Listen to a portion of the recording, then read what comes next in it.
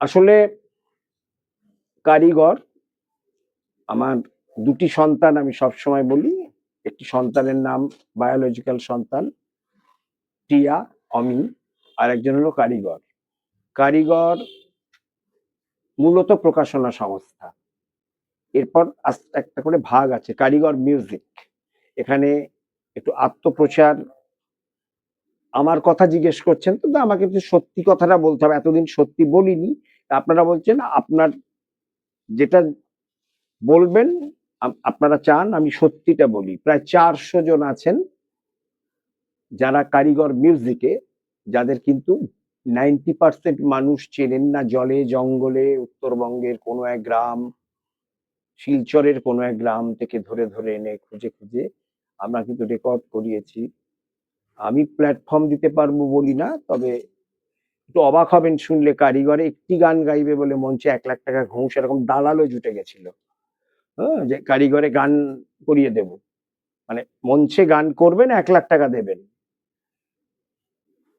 আমাকে লিখতে হয় ফেসবুকে। এখানে টাকা পয়সার ব্যাপার নয়, যোগ্যতার ব্যাপার। আর কারিগর মিউজিক এর একটি ট্যাগলাইন আছে, আমি দিয়েছি, নামে নয়, কারিগর প্রতিভায় বিশ্বাসী। আর আমার প্রকাশনার উপরে লেখা আছে ট্যাগলাইন, আমরা বিশ্বাস করি গ্রন্থ নির্মাণ এক শিল্প। দেখুন, আমি বারবার এই মুহূর্তে, আমি রাজনৈতিক অরাজনৈতিক কোনো মানুষই নই, আমি সাধারণ একটি মানুষ। কিন্তু সত্যি কথা বলতে গেলে গত 15 বছর আমার বাবার তৈরি অত্যন্ত কষ্টে একটি ব্যবসা ছিল, খুব প্রেস্টিজিয়াস। আমরা কলকাতা কর্পোরেশনের ওয়াটার সাপ্লায়ার। সেখানে 500 জন আমার বাবার কর্মচারী ছিলেন, শূন্য থেকে। আর এই গত 15 বছরে টেন্ডার হয়নি। বাবার ওই কষ্টার্জিত পয়সায় আমরা চলতাম, চেষ্টা করে গেছি বাবার ব্যবসাটা চালিয়ে যেতে। বাবা বলে প্রত্যেকে বলেছেন সেন্টিমেন্ট, আমি কিন্তু বুঝতে পেরেছিলাম আমরা ধ্বংসের পথে যাচ্ছি। হ্যাঁ, আপনারা বিশ্বাস করবেন কি জানি না, এই মুহূর্তে কিন্তু দেবাশিস সাউ বেকার, এবং এটা কিন্তু সত্যি। এই যে যা কিছু সংস্কৃতি, আর্ট, আমরা আর্ট নিয়েও কাজ করি, কারিগর আর্ট। সেখানে কিন্তু আমার শান্তিনিকেতনের বাড়ি গেলে বুঝবেন, কিছুটা এখানেও বুঝেছেন, প্রাতিষ্ঠানিক শিল্পীরা যেমন আছেন তেমনি কিন্তু প্রান্তিক শিল্পীরাও আছেন। আমি মনে করি প্রান্তিক শিল্পীরাই জাত শিল্পী। আর আমি বিশ্বাস করি শিল্পী কখনো তৈরি করা যায় না, গুরু শিল্পী একজন প্রকৃত শিল্পীকে তৈরি করতে পারেন না। তিনি কিন্তু মায়ের গর্ভে যখন আসছেন তখনই শিল্পী হয়ে আসেন। গুরু শুধু ব্যাকরণটুকু শেখাতে পারেন। তাহলে লতা মঙ্গেশকরের কাছে যিনি গুরু ছিলেন, নিশ্চয়ই 100 জন শিখেছেন কি 50 জন, লতা মঙ্গেশকর কিন্তু একজন হয়েছেন। তাহলে কিন্তু এই যে জাত শিল্পী, আমরা যেটা শিল্প নিয়ে বলি, আমি ভেবেছিলাম, এখন আমি বেকার। আমার অবিশ্বাস্য হলেও সত্য, এই যে আপনারা দেখছেন এটা কিন্তু আমার নিজের বাড়ি নয়। আমি ভেবেছিলাম আমরা ব্যবসা করব, এটা করতেই হবে আমাকে বাঁচবার জন্য। আমি শুধু শাড়ির ব্যবসা করব, এখানে কিন্তু শাড়ির কথা বলবো। কিন্তু এই বলে না, আমার কিন্তু আমার স্ত্রীর শেষ গয়নাটুকু বেচে এটা করেছি। আমি কেন প্রমাণ দেওয়ার কিছু নেই, এটা আমি জানি। আমি শুধু খুব সাধারণ মানুষ, একটা কথা বলতে পারি, সৎ মানুষ। কিন্তু এখানে জানেন, এখানেও আমি বই প্রকাশ করলাম। হুম, আমার বইটা কিন্তু প্যাশন, ওই যে বললাম সন্তান প্রকাশনা, কারিগর প্রকাশনা।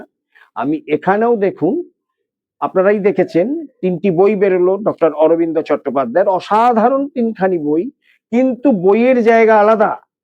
আমি ভেবেছিলাম এটা তো আমার বাঁচার শেষ চেষ্টা, শাড়ি। এবং এখানেও জানেন তো, যেখানেই যাচ্ছি দেখছি সব সেমি। আমি, কাস্টমার বোঝেন, এগুলো সব অরিজিনাল।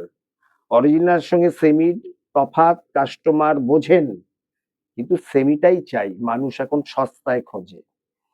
এবারে আমি বারবার বলেছি আমার স্ত্রীকে, যেদিন টপ টপ করে চোখে আমার জল পড়ছে, আমি আমার 25 বছরের বিবাহ বার্ষিকীতে আমি আমার স্ত্রীর একটি গয়না করে দিয়েছিলাম ডিসি সেন্ট থেকে। এই গয়নাটি বেচেছি আমি 10 দিন আগে, 36 লক্ষ টাকা পেয়েছি। সেদিন একদিনই পড়েছিল, এই টাকা দিয়ে এটা করেছি। এবার কিন্তু দেখুন 5 দিন আগেও আমি কিন্তু 4 লক্ষ টাকা খরচা করেছি সংস্কৃতির পেছনে। কি সংস্কৃতির পেছনে? যে বললাম নামে নয় কারিগর প্রতিভায় বিশ্বাসী। আমি তো আনতেই পারতাম বিখ্যাত মানুষ, সাংবাদিকরা ছুটতেন, কিন্তু না, যারা সুযোগ পান না তারা সামনে আসুন। ওই যে বললাম বউয়ের গয়না বেচা পয়সায়, কিন্তু এইগুলো যা দেখছেন এখানেও তাই। এখানে আমি জানি এখানে কি চলতে পারে, কিন্তু আমি পারলাম না। কি পারলাম না? আমায় কিন্তু অরিজিনাল জিনিসগুলোই রাখতে হলো। আসলে কিন্তু আমি শাড়ির ব্যবসা করতেই এসেছিলাম, কিন্তু এলাম কোথায়? ওই যে শিকড়ের টান, কি গান, কি সাহিত্য, সাহিত্যে প্রথিত যশা সাহিত্যিকদের সাথে কিন্তু নবীন সাহিত্যিকরা আমার অনেক বেশি যারা উঠে এসেছেন। আপনারা হয়তো একটু অবাক হবেন, আমি খুব ছোট একটি সংস্থা, 2011-এ জন্ম, কারিগরের মানে পাবলিশার। আপনারা একটু অবাক হবেন, কোনো পাবলিশারের বাংলা প্রকাশনায় আছে কি জানি না। আমার এখানে একজন লেখক আছেন যার নাম জয়িতা দাস। পৃথিবীর শ্রেষ্ঠ লাইব্রেরিগুলো অপেক্ষা করেন কারিগর থেকে কবে জয়িতা দাসের বই বেরোবে। আপনারা সার্চ মারবেন, কোনো লেখকের কপালে অথবা কোনো বাংলা প্রকাশনার জগতে কোনো প্রকাশকের কপালে জিনিস জুটেছে কি জানা নেই। হয়তো সততার এটাই দাম, এটাও তো একটা স্যাটিসফ্যাকশন। প্রফিট নানা রকম ভাবে হয়, অর্থ দিয়ে প্রফিট হয়, অনর্থ দিয়েও কিন্তু প্রফিট হয়। হ্যাঁ, কেউ কেউ ভাবেন বোকা। হ্যাঁ, সত্যি তো আমি বোকা। আমার মতো বোকা যদি আমার পর আর একজন হয়, এটাই খুব কষ্টের। বোধহয় হবে না, বারবার চেষ্টা করে যাচ্ছি যে ট্র্যাডিশনটা চলতে থাকুক, কেউ তো এলেন না। আজকে যে 3টি বই বেরোলো, এই 3টি বই কিন্তু আমরা যে জিনিসগুলো বিক্রি করছি, যেগুলো হারিয়ে গেছে, আমাদের সংস্কৃতি, বাংলা সংস্কৃতি কত রিচ, দুর্ভাগ্য বাঙালিরা জানি না, ভারতীয়রা জানি না, জানেন কিন্তু বিদেশিরা।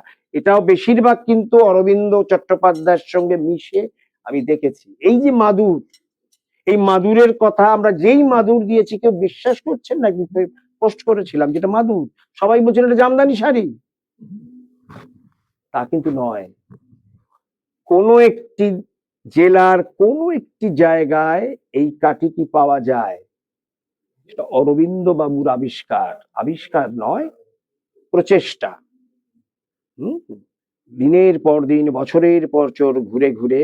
আর উনি দেখলেন কি আমাকে, এই যে আজকে যেগুলো দেখলেন, আপনি জানেন এখন পাপিয়া অধিকারী এসেছিলেন, উনি যে কতটা ব্যস্ত, যারা পাপিয়াকে এখন দেখেছেন, এখন রাজনীতি এই মানে রাজনীতিতে এসে উনি জয়ী হবার পর আমি সেদিন অফিসে গেছি, 500 জন বসে আছে। পরশুদিন 500।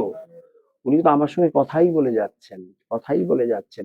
এতে কেউ মানসিকতা বোঝা যায়। এখানে ভাবতে পারেন, বারবার ওনার পিএ বলছেন ইনি এসে বসে আছেন, উনি এসে বসে আছেন।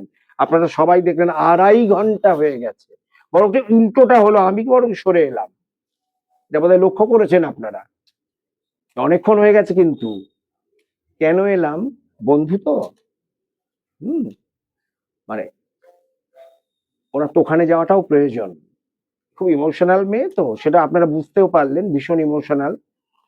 2.5 ঘন্টা থাকলেন উনি, 2.5 ঘন্টা। হুম, আপনারা লক্ষ্য করেছেন কি জানি না, যখন দেবাশিস সাউ সম্পর্কে বলছেন এটাই কিন্তু আমার প্রফিট, ওনার চোখে জল ছিল। আপনারা কি লক্ষ্য করেছেন? কেউ চোখটা ছলছল করছিল। আমি তো কোনো রাজনীতি করি না, আমার কোনো রং নেই, কিন্তু সব রঙই আমায় ভালোবাসেন, এটা আমার প্রফিট। এই যে বলে না প্রফিট, প্রফিট তো অর্থনৈতিক প্রফিট হয়, অর্থ দিয়েও প্রফিট হয়, কিন্তু প্রফিট আমি অনেক পাই। আপনারা অবাক হবেন, এখানে কোটি কোটি টাকার মাল আছে। আপনারা কি কেউ জানেন? এগুলো তাঁতিরা আমায় পুরো ধারে দিয়েছেন। যেগুলো বিক্রি হবে না স্যার সেগুলো ফেরত দেবেন। আপনার মতো মানুষ, আমরা আপনার একটু কিছু করি, আপনি যে দেশের জন্য করছেন, আপনার এইটুকু করলে আমরা ভাববো আমরা কিছু কাজ করছি। দেখুন এটাই কিন্তু আমার অ্যাচিভমেন্ট। অ্যাচিভমেন্ট নানা রকম হয়। এই যে আজ অরবিন্দ বাবু বসে আছেন, এত পণ্ডিত মানুষ, কিন্তু নাম করছি না, বিখ্যাত একটি প্রকাশনা সংস্থা ওনার 10 বছর আগে একটি বই নিয়ে ফেলে রেখেছিলেন। যেই কারিগরের প্রকাশ বইটা যেই ফেসবুকে দেওয়া হয়েছে, প্রকাশকরা হুমড়ি খেয়ে পড়েছেন। আমি খুঁচিয়েছি, আমি খুঁচিয়েছি, আমি খুঁচিয়েছি, আমি খুঁচিয়েছি। কেন খুঁচিয়েছি? এটা ধরে রাখা প্রয়োজন। আমার সংস্কৃতি, আমার কৃষ্টি, এটা অরবিন্দ বাবুই ধরে রাখতে পারেন, স্বপন ঠাকুরই ধরে রাখতে পারেন। আপনারা জানেন না স্বপন ঠাকুরও? হ্যাঁ, কিন্তু কেউ না, আর কেউ সেখানে নেই। এইবার এখন স্যার লেখা দিন, স্যার লেখা দিন, ঠিক আছে? এবং এটা আমার খুব লজ্জাই লেগেছে হয়তো। বোধহয় সাধারণত হয় না, কোন একজন লেখক উৎসর্গ করছেন প্রকাশককে, এটা বোধহয় হয় না। সেখানে দেখলাম লিখেছে জলে জঙ্গলে পড়ে থাকা পাগল মানুষটিকে। জলে জঙ্গলে কি? এই যে যেগুলো দেখছেন, এবং সত্যি সত্যি কিন্তু জঙ্গল থেকেই মেয়েদের তুলে এনেছি। তারা আজ অত্যন্ত প্রতিষ্ঠিত সঙ্গীতে, সাহিত্যে। এখানেও কিন্তু আমরা চেষ্টা করে যাচ্ছি, এই যে এটুকুই। এবং বারবার দুঃখের কথা বললাম না, যেটা আমার শেষ সম্বল। দেখুন, আমি বইকে কিন্তু ছাড়তে পারলাম না, এবং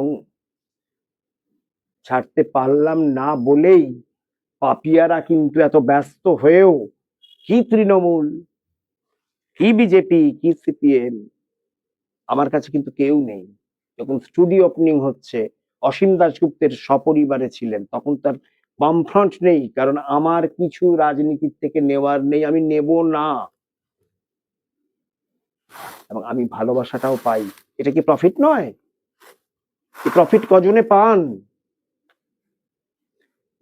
এটুকুই বলা,